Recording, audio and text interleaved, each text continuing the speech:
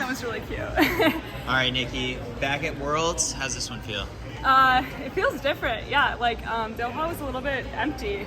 At least like round one was super quiet. Like I walked out there and it was like, oh, this is lit, you know. And it's morning on day one, so I'm excited to see this, you know, packed during a final. What was your reaction, I guess, when you saw the heat draws and you look and it's like Sifan Hassan, Laura Muir, and then you're in it as well? Yeah, I looked at it, I was like, this is gonna be hard. And I think it's a good thing because sometimes I can like going into rounds, especially round one, you're like, oh, it's gonna be easy, you know. And so I was like, this is gonna be hard, and then it was hard. So I was like, I think prepared.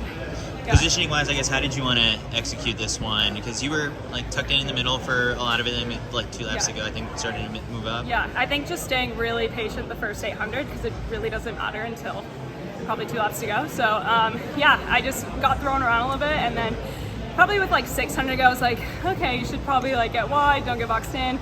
But it really kind of came down to that last like 100, and like I don't know, going in, Mike was like, let's not even make a race plan.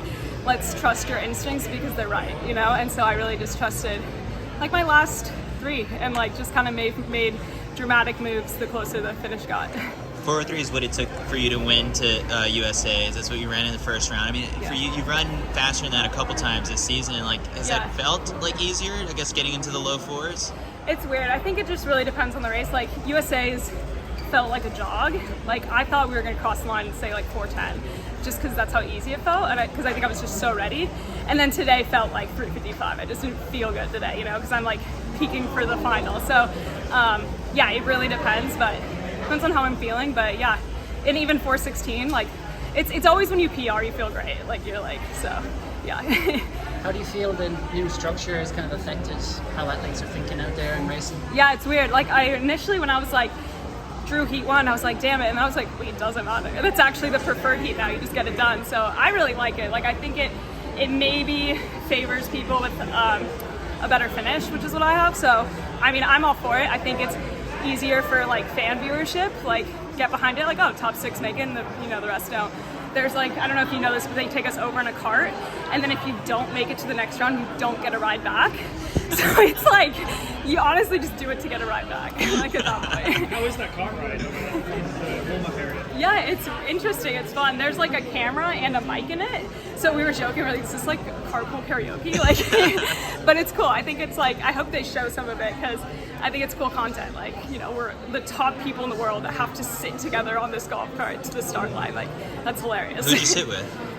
It was actually interesting. They pretty much picked the top 6. It was like me, Sifan, Laura, Abby Caldwell from Australia, like, and then Lucia Stafford. So I think they did it by like put the top people in this car, and then I don't know. Yeah.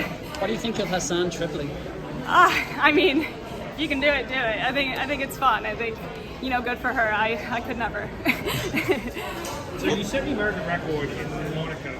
Yeah. But like the way we do records, it's basically it's men's record or women's record. You don't identify as a woman, so like, how does that make you feel being placed in that category? Like, do you feel like they should change the names at all? No, I mean, I think people just call me like you don't really call like the American record holder. You're the man American, you know. Like I get called the American record holder. That's very gender affirming. It's genderless, but yeah, I mean, the women's category is the category I compete in. I've been in this category my whole life, and like I am non-binary, so I have the like kind of privilege to like I claim both. And so when it's like the women's 1500, I'm like, it's not as jarring to me. So I'm like, yeah. So you don't really have a problem with the category name?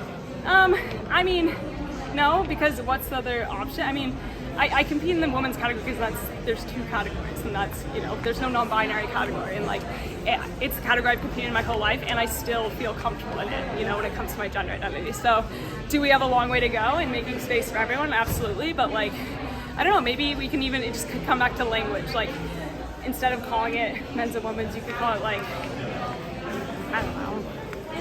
I don't know, I have no idea. Nikki, what was a text from your mom this morning? I put it on my story. It's something like manage the difficult by like just taking care of the easy. Okay. So yeah, it was like just focus on, I think, what you can control. All right, there we go. Yeah. Thanks, Nikki.